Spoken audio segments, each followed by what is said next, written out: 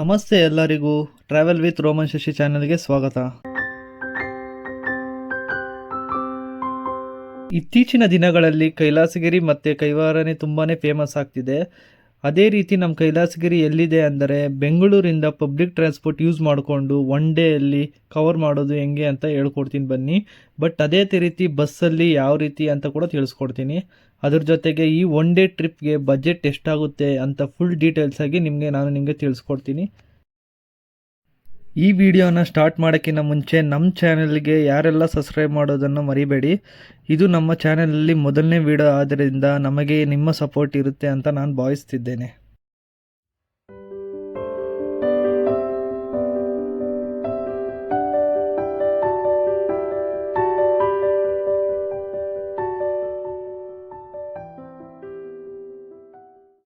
Friends, ಬೆಂಗಳೂರಿಂದ ಕೈಲಾಸಗಿರಿಗೆ 78 kilometre ಇದೆ. ಇದು ನಮ್ಮ ಚಿಕ್ಕಬಳ್ಳಾಪುರ ಡಿಸ್ಟಿಕ್ಗೆ ಸೇರಿದೆ. ಬೆಂಗಳೂರಿಂದ ಕೈಲಾಸಗಿರಿಗೆ ಹೋಗೋಕೆ ಮೊದಲು ನಾವು ಬೆಂಗಳೂರು ಟರ್ಮಿನಲ್ 3ಗೆ ಹೋಗ್ತಾ ಇದ್ದೀನಿ. ಈಗ ಟೈಮ್ ಸರಿಯಾಗಿ 10 ಗಂಟೆ ಆಗಿದೆ. ಟರ್ಮಿನಲ್ 3ಯಲ್ಲಿ ಚಿಂತಾಮಣಿ ಬಸ್ಸಸ್ ಇರುತ್ತೆ. ಚಿಂತಾಮಣಿ ಬಸ್ ಹತ್ಕೊಂಡು ಕೈವಾರ ಕ್ರಾಸ್ ಅಂತ ಟಿಕೆಟ್ ತೊಗೊಬೇಕು. ಬೆಂಗಳೂರಿಂದ ಕೈವಾರ ಕ್ರಾಸ್ಗೆ 89 ರೂಪೀಸ್ ಚಾರ್ಜ್ ಮಾಡ್ತಾರೆ.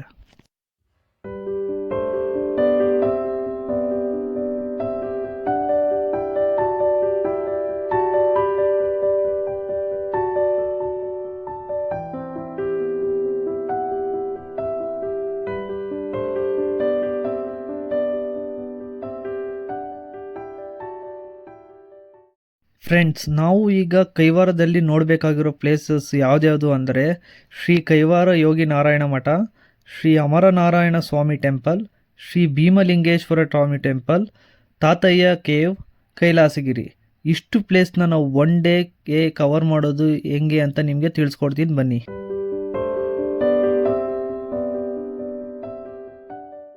ನಾನು 2 ಅವರ್ಸ್ ಜರ್ನಿ ಮಾಡಿ ಕೈವಾರ ಕ್ರಾಸಲ್ಲಿ ಇಳ್ಕೊಂಡಿದ್ದೀನಿ. ಬಸ್ ಈಗ ದ್ವಾರದ ಮುಂದೆ ಸ್ಟಾಪ್ ಮಾಡಿದೆ ನೋಡಿ ಫ್ರೆಂಡ್ಸ್. ಈ ದ್ವಾರದಿಂದ ಒಳಗಡೆ 3 ಕಿಲೋಮೀಟರ್ ನಾವು ಹೋಗಬೇಕು. ಈ 3 ಕಿಲೋಮೀಟರ್ಗೆ ಶೇರ್ ಆಟೋದಲ್ಲಿ ಒಬ್ಬೊಬ್ಬರಿಗೆ ಅಂದ್ರೂ ಒಂದು 10 ರೂಪೀಸ್ನ ಕೂಡ ಚಾರ್ಜಸ್ ಮಾಡ್ತಾರೆ. ಇಲ್ಲಿ ತನಕ ಟೋಟಲ್ ಬೆಂಗಳೂರಿಂದ ಬಸ್ ಪ್ಲಸ್ ಆಟೋಗೆ 100 ರೂಪಾಯಿ ಆಗಿದೆ. ನೋಡೋಣ ಮುಂದೆ ಇನ್ನೂ ಎಷ್ಟು ಖರ್ಚಾಗುತ್ತೆ ಅಂತ ನಾನು ಇಲ್ಲಿ ನಿಮಗೆ ತಿಳಿಸ್ಕೊಡ್ತಾ ಇರ್ತೀನಿ. ನೋಡಿ ಫ್ರೆಂಡ್ಸ್, ಈ 3 ಕಿಲೋಮೀಟ್ರ್ ಹೋಗೋದಕ್ಕೆ ರೋಡ್ ತುಂಬ ಚೆನ್ನಾಗಿದೆ. ನೀವು ಒಂದೊಂದು ಕ್ಷಣ ಕೂಡ ನೀವು ಇಲ್ಲಿ ಎಂಜಾಯ್ ಮಾಡ್ಕೊಂಡು ಕೂಡ ನೋಡ್ಬೋದು.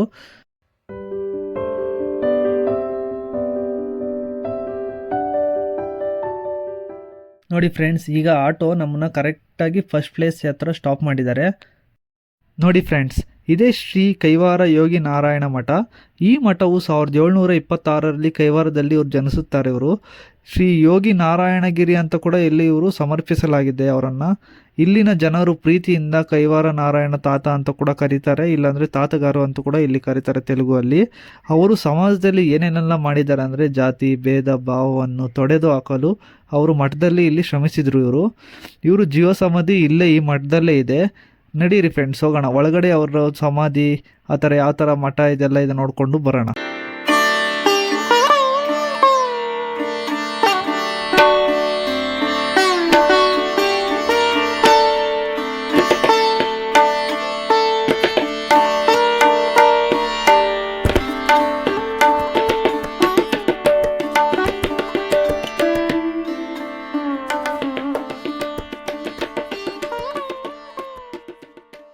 ನೋಡಿ ಫ್ರೆಂಡ್ಸ್, ಈ ಮಠದ ಮುಂದೆನೇ ಇಲ್ಲಿ ನಿತ್ಯ ಭಜನೆ ಮಾಡ್ತಿದ್ದಾರೆ. ಕೇಳೋಕ್ಕೆ ಅಂತೂ ತುಂಬ ಮಧುರವಾಗಿದೆ ಇಲ್ಲಿ.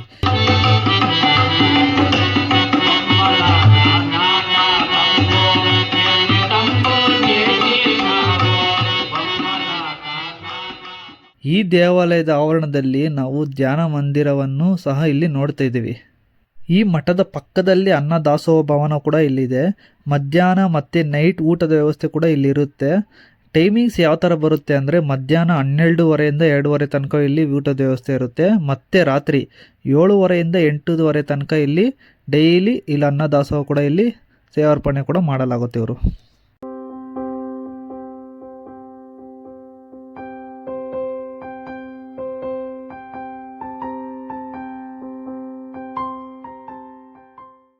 ನಾನು ಮಧ್ಯಾಹ್ನ ಊಟ ಮಠದಲ್ಲಿ ಮಾಡಿಕೊಂಡು ನೆಕ್ಸ್ಟ್ ಟೆಂಪಲ್ಗೆ ಹೋಗ್ತಾ ಇದ್ದೀನಿ ನೋಡಿ ಫ್ರೆಂಡ್ಸ್.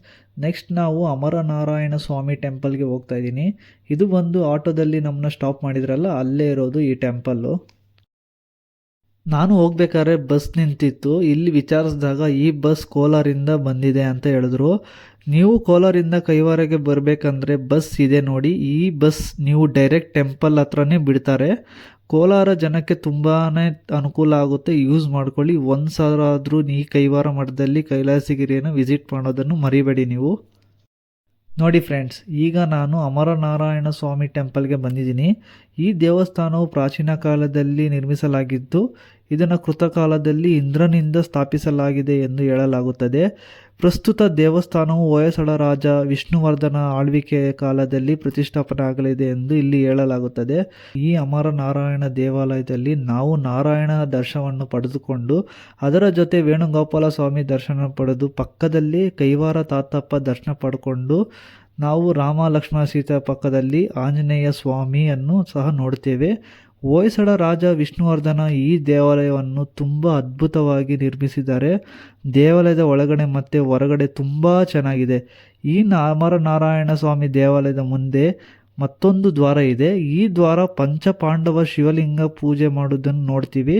ಏನಕ್ಕೆ ಇಲ್ಲಿ ದ್ವಾರ ಕಟ್ಟಿದ್ದಾರೆ ಅಂದರೆ, ನಮಗೆ ಇಲ್ಲಿ ಕಾಣಿಸ್ತಿರುವ ಬೆಟ್ಟದಲ್ಲಿ ಭೀಮ ಬಕಾಸುರನ ಸಂಹಾರ ಮಾಡಿದ್ದು. ನಾವು ಈ ಬೆಟ್ಟ ಹತ್ತಕ್ಕೆ 1000 ಸ್ಟೆಪ್ಸ್ ಇದೆ. ಕೆಳಗಡೆ ಭೀಮಲಿಂಗೇಶ್ವರ ಸ್ವಾಮಿ ದೇವಾಲಯ ಸಹ ಇದೆ, ಅದು ಸಹ ನಾವು ನೋಡಬಹುದು. ಈ ಎರಡು ದೇವಾಲಯ ಮುಗಿಸ್ಕೊಂಡು ನಾವು ನೆಕ್ಸ್ಟ್ ಹೋಗ್ತಾ ಇರೋದು, ಇಲ್ಲಿ ಪಕ್ಕದಲ್ಲೇ ಆಟೋ ಸ್ಟ್ಯಾಂಡ್ ಇದೆ ಅಲ್ವಾ, ಅಲ್ಲಿ ನಾವು ಆಟೋದಲ್ಲಿ ಹೋಗಬೇಕು. ಶೇರ್ ಆಟೋಗೆ ಒಬ್ಬರಿಗೆ 100 ರೂಪಾಯಿ ಚಾರ್ಜ್ ಮಾಡ್ತಿದ್ದಾರೆ. ನೀವು ಸಪ್ರೇಟಾಗಿ ಹೋಗಬೇಕು ಅಂದರೆ ಆಟೋಗೆ 500 ರೂಪಾಯಿ ಚಾರ್ಜ್ ಕೂಡ ಮಾಡ್ತಾರೆ. ಸಿಂಗಲ್ ಆಗಿ ಹೋದರೆ ಬರೀ 100 ರೂಪಾಯಿ ತೊಗೊತಾರೆ. ಶೇರ್ ಆಟೋದಲ್ಲಿ ನಮಗೆ ತಾತಯ್ಯ ಕೇವ್ ಮತ್ತು ಕೈಲಾಸಗಿರಿ ಎರಡು ತೋರಿಸ್ತಾ ಇದ್ದಾರೆ.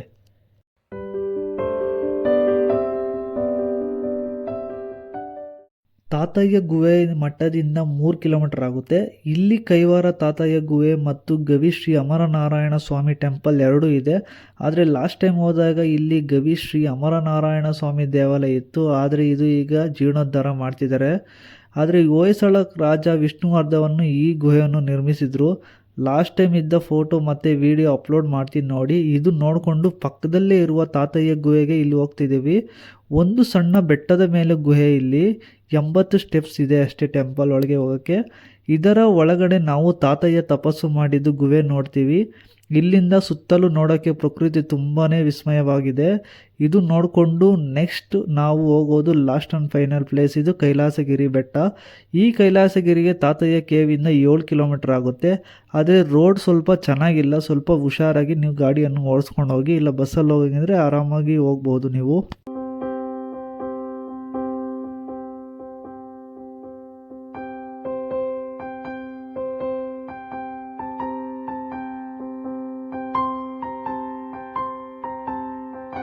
ನೋಡಿ ಫ್ರೆಂಡ್ಸ್, ಆಟೋ ಕೈಲಾಸಗಿರಿ ಮುಂದೆನೇ ನಿಲ್ಲಿಸಿದ್ದಾರೆ. ನಮಗೆ ಕಾಣಿಸ್ತಿರೋ ಬೆಟ್ಟನೇ ಇದು ಕೈಲಾಸಗಿರಿ. 2 ಮಿನಿಟ್ಸ್ ವಾಕ್ ಮಾಡಿಕೊಂಡು ಹೋದರೆ ನಮಗೆ ಕೈಲಾಸಗಿರಿ ಗುಹೆ ಒಳಗಡೆ ಹೋಗ್ಬೋದು. ಒಳಗಡೆ ಹೋಗೋಕ್ಕೆ ನಾವು ಒಂದು 20 ಸ್ಟೆಪ್ಸ್ ಹತ್ತಿರ ಸಾಕು. ಈ ಕೈಲಾಸಗಿರಿ ಬೆಟ್ಟ ಟೈಮಿಂಗ್ಸ್ ಬಂದು 9 ರಿಂದ 5 ಗಂಟೆವರೆಗೂ. ಈ ಕೈಲಾಸಗಿರಿ ಗುಹೆ ಒಳಗಡೆ ಹೋಗೋಕ್ಕೆ ಯಾವುದೇ ರೀತಿ ಎಂಟ್ರಿ ಫೀಸಸ್ ಕೂಡ ಇರಲ್ಲ. ಈ ಗುಹೆ ನೈಸರ್ಗಿಕವಾಗಿ ಪ್ರಕೃತಿಯಲ್ಲಿ ನಿರ್ಮಿಸಿದ್ದು, ಮಾನವನ ನಿರ್ಮಿತವಾಗಿದೆ ಗುಹೆ ಇದು ಅವರೇ ಕೊರೆದು ಮಾಡಿದಂಥ ಗುಹೆ. ಇಲ್ಲಿ ಒಳಗಡೆ ವಲ್ಲಭ ಗಣೇಶ ದೇವಾಲಯ, ಪಕ್ಕದಲ್ಲೇ ನಂದಿ ವಿಗ್ರಹ, ಮುಂದೆ ಶಿವನ ದೇವಾಲಯವಿದೆ. ದೇವಾಲಯ ತುಂಬಾ ಚೆನ್ನಾಗಿದೆ. ಇಲ್ಲಿ ಒಳಗಡೆ ತುಂಬ ಪೀಸ್ ಆಗಿರುತ್ತೆ, ಆದರೆ ಜನ ತುಂಬ ಇದ್ದಾಗ ಸ್ವಲ್ಪ ಗಲಾಟೆ ಜಾಸ್ತಿ ಅನಿಸುತ್ತೆ ಅಷ್ಟೇ. ವೀಕೆಂಡ್ಸಲ್ಲಿ ತುಂಬ ಜನ ಇರ್ತಾರೆ. ಈ ಗುಹೆ ಮಾಡೋಕ್ಕೆ ಸತತ 30 ವರ್ಷ ಕೊರೆದು ನಿರ್ಮಾಣ ಮಾಡಿರುವಂಥ ಗುಹೆ ಇದು.